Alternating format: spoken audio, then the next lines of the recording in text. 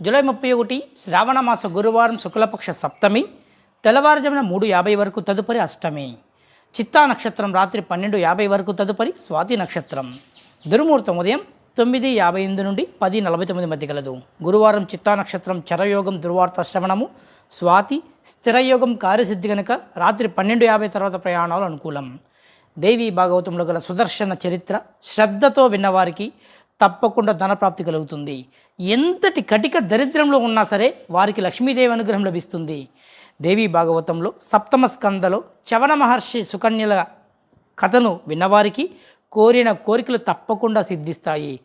దేవీ భాగవతంలో చిట్ట చివరి స్కంద మణిద్వీప వర్ణన విన్నవారికి పునర్జన్మ ఉండదిగాక ఉండదు. అందుకే ధర్మ అర్థ కామ మోక్షాలు ఇచ్చే అద్భుతమైన పురాణం శ్రీదేవీ భాగవతం అని గురువచనము.